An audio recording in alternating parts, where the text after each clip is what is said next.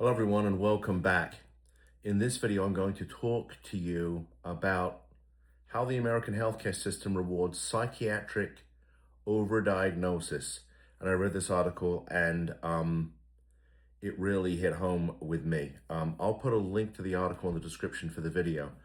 And I'm going to preface this by saying that we see a lot of cases and have done for a while involving young adults who not only have mental health issues, but have been self-medicating with various recreational drugs, in particular marijuana.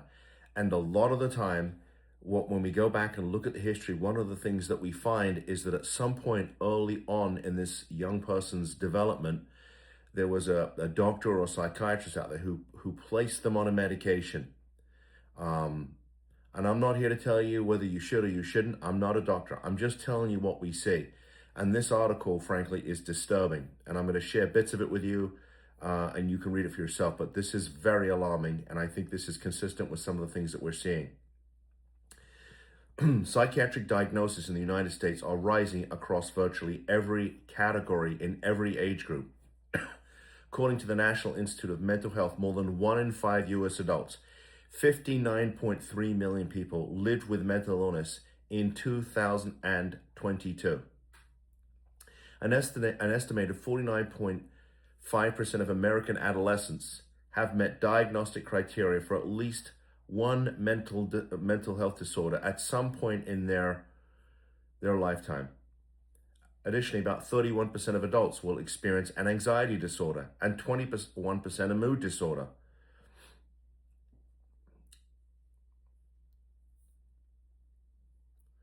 The Centers for Disease Control now places autism prevalence at 1 in 31, a 381% increase since 2000. ADHD diagnosis among children nearly doubled from 6.1 to 11.4% between 1997 and 2022. Among adults, self-reported ADHD diagnosis more than tripled since 2020 and 2012. All right, you can read the stats for yourself, but it's concerning here because you know what happens. When somebody gets diagnosed with a mental health issue, what happens? They give them medication.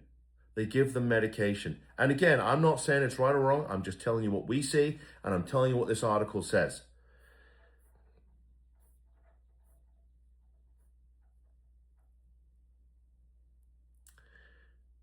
This is an important point.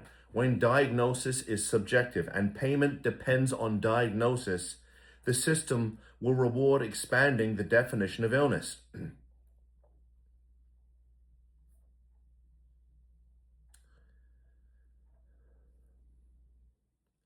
The Mental Health Parity and Addiction Equity Act of 2008, extended by the Affordable Care Act, requires health plans, including Medicaid managed care plans, to cover behavioral health services at parity with medical and surgical services.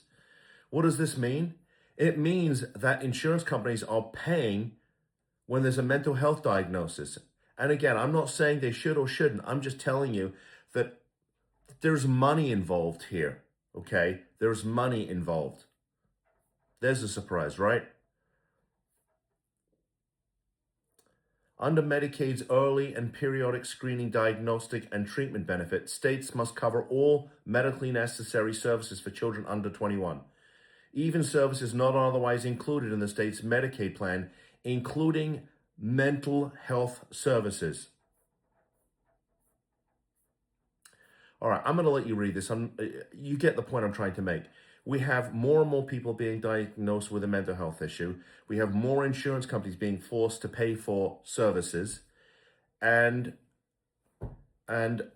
frankly, we've never been busier. And I'm here to help people and save their families. But I'm going to put this article up and see what you have to think about it. But when I read it, I said, wow, this is very consistent with what we're seeing.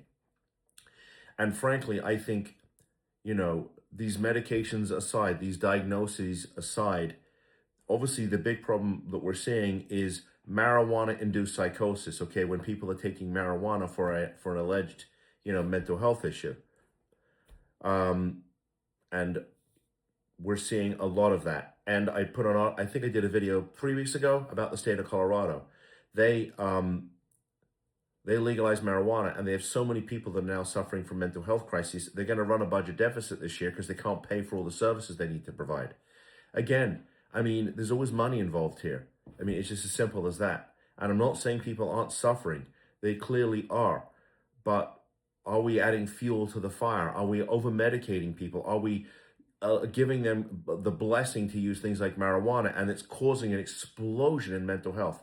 I was just at a conference where I was a speaker just last week, and the theme of the conference was marijuana-induced psychosis, and we had clinicians from all over the country there, as far west as Utah. And the one thing that was consistent with all of us is the number of marijuana-induced psychosis cases that we are seeing. And I will tell you, I believe it's here. This is going to be a long-term problem, and these cases are clinically challenging. Okay, it takes time to get somebody out of psychosis. It just does. It's not a quick fix. Anyway, I'll let you read the article. Let me know what you think.